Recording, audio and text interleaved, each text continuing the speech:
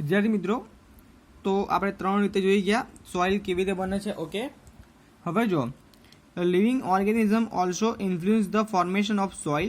The lichen that we read about earlier also growth on the surface of rocks. Okay, તો rocks જે હોય છે, મોટા મોટા પથ્થરો રોક્સ, તેની સરફેસ ઉપર પણ એક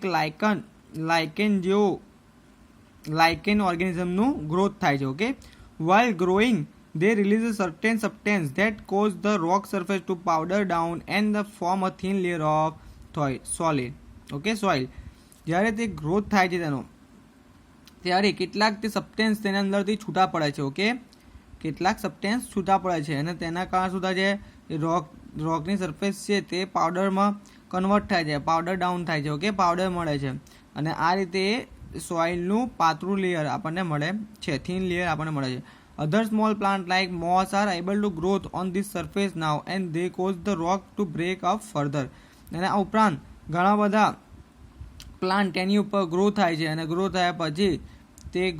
થયા પછી તે આ સરફેસને બ્રેક કરવા માટે આગળ વધુ પ્રોસેસ કરે છે.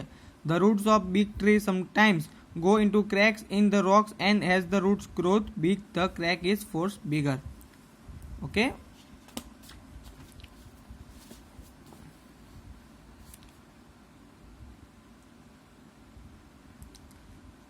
so as you have seen, soil is mixture. It contains small particles of rock. Okay, આપણે આગળ જોઈ ગયા પ્રમાણે સોઇલ શું છે, મિક્સચર છે અને તેની અંદર રોકના ઘણા સ્મોલ પાર્ટિકલો કન્ટેન થયેલા હોય છે. It also contains bits of decade living organism which is called humus. Okay, અને તેની અંદર કેટલાક જે ઓર્ગેનિઝમના નાના પાર્ટિકલ્સ, સ્મોલ પાર્ટિકલ્સ પણ આપણને મળી આવે છે. તેને આપણે શું કહે છે, હ્યુમસ કહે છે. In addition, soil also contains the various form of the microscopic life. The type of soil is decided by the average size of particles found in it, and quality of soil is decided by the amount of humus and the microscopic organism found in it. એટલે કે soil કયા પ્રકારની છે, તેની લાક્ષણિકતા શું છે, તેની પ્રોપર્ટી શું છે, તેની અંદરથી મળી આવતા હ્યુમસ અને માઇક્રોસ્કોપિક ઓર્ગેનિઝમ મળી આવતા હોય તેના પરથી આપણે કહી શકીએ છીએ, ડિસાઇડ કરી શકીએ છીએ. Humus is the major factor in deciding the soil structure because it causes the soil to become more porous and allow water and air to penetrate deep underground. Okay, તો હ્યુમસ જે હોય તે humus વધારે હોય તેના કારણે શું થશે, તો તેના કારણે જે છે તે સોઇલની અંદર નાના કાણા પડી જશે, પોરસ થઈ જશે સોઇલ, અને તેની અંદર તે પોરસમાંથી, તે કાણામાંથી, નાના હોલમાંથી વોટર અને એર અંદર પેનેટ્રેટ થાય છે. ઓકે, અંદર જાય છે.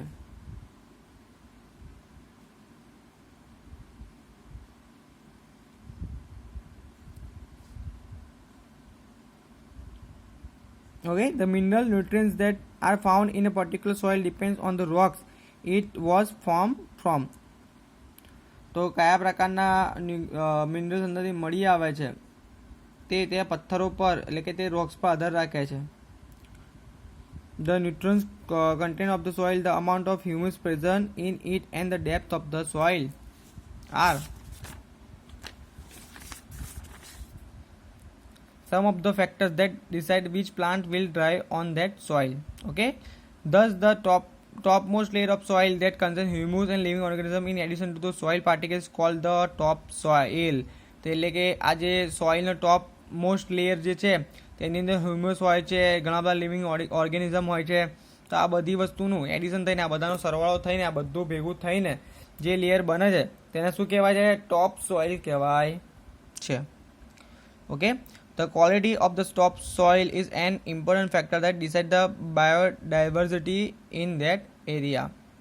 ઓકે, તો આ જે ટોપ સોઇલની ક્વોલિટી કેવા પ્રકારની છે તેના આધારે આપણે શું નક્કી કરી શકીએ છીએ, બાયોડાયવર્સિટી એટલે કે જૈવ વિવિધતા, તે એરિયાની જૈવ વિવિધતા આપણે નક્કી કરી શકીએ છીએ. Okay, the modern farming practices involves the use of large amounts of fertilizer and pesticides. Use of these substances over long periods of time can destroy the soil structure by killing the soil microorganisms that recycle the nutrients in the soil. Okay, it also kills the earthworms which are instrumental in making the rich humus.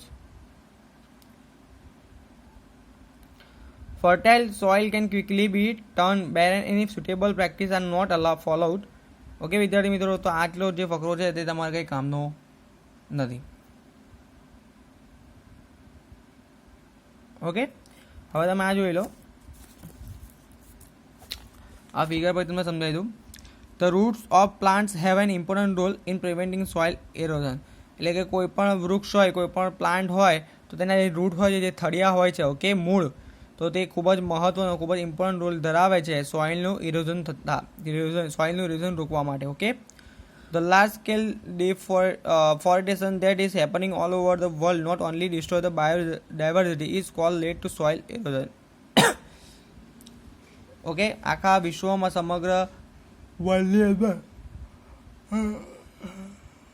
Forest જે છે તે કપાઈ રહ્યા છે. Okay, deforestation થઈ રહ્યું છે, વૃક્ષ છે, પ્લાન્ટ્સ છે, બધું કટ થઈ રહ્યું છે.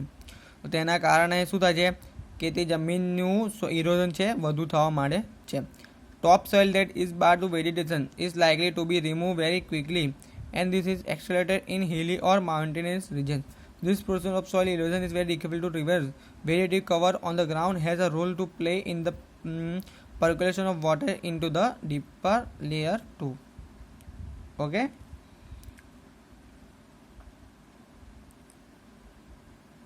એટલે શું કહેવા માંગે છે કે કોઈ પણ જમીનનું જે ધોવાણ છે, ઓકે, ઇરોઝન તે અટકાવવું ખૂબ જ મહત્વનું છે. જો આપણે તે અટકાવીએ ના તો તે જમીન એટલે કે તે સોઇલની ઉપર રહેલા જે મિનરલ્સ જે છે તે મિનરલ્સ પણ ત્યાં આગળ ધોવાઈ જાય છે, ઇરોઝ થઈ જાય છે. ઓકે, એટલા માટે જે પ્લાન્ટ જે છે, પ્લાન્ટ્સ હોય, ઓકે, ફોરેસ્ટ હોય, તો ત્યાં આગળ સૌથી ઓછું સોઇલનું ઇરોઝન થતું હોય છે. ઓકે, તો નાનો ટોપિક હતો. હવે આપણે આગળના લેક્ચરની અંદર બાયોકેમિકલ સાયકલ્સ જોવાના છે. તેની અંદર ઘણી બધી સાયકલો છે. એક વોટર સાયકલ છે, નાઇટ્રોજન સાયકલ છે, કાર્બન સાયકલ છે.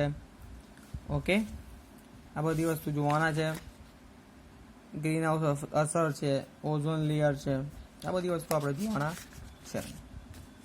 ઓકે, તો ફરી એકવાર આપણે જોઈ લઈએ આજે શું આપણે ચર્ચા કર્યો કે લાયકન જે છે, લાયકન જે મોટા મોટા રોક્સ હોય, મોટા મોટા રોક્સની ઉપર લાયકન જે છે ગ્રોથ થતા હોય છે, નાનાથી મોટા થતા હોય છે. હવે આવું આ લાયકન જે છે તે રોક્સને શું છે નાના નાના પાર્ટિકલ્સની અંદર કન્વર્ટ કરે છે. ઓકે, તિરાડોની અંદર જઈને નાના નાના પાર્ટિકલ્સની અંદર કન્વર્ટ કરે છે. ઘણા બધા એવા પ્લાન્ટ હોય છે, ઘણી બધી વસ્તુ હોય છે તે આ રીતે મોટા મોટા રોક્સને નાના નાના પાર્ટિકલની અંદર કન્વર્ટ કરતા હોય છે. ઓકે, પછી આપણે જોયું કે પછી કે સોઇલ જે છે તો સોઇલનું ઇરોઝન કેવી થાય. સોઇલનું ઇરોઝન જે છે તે વોટર થ્રુ થાય, એર થ્રુ થાય. ઓકે, તો કેવી રીતે, તો જે સોઇલની ઉપર જે પ્લાન્ટ્સ આવેલા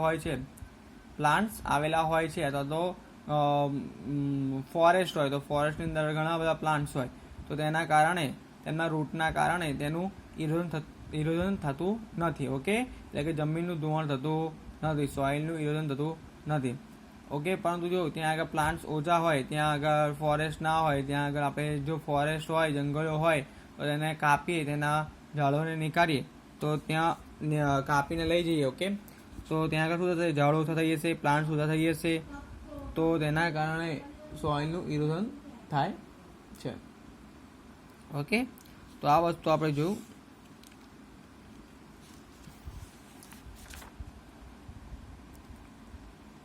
હવે આગળના લેક્ચરની અંદર આપણે સાયકલ જોઈશું.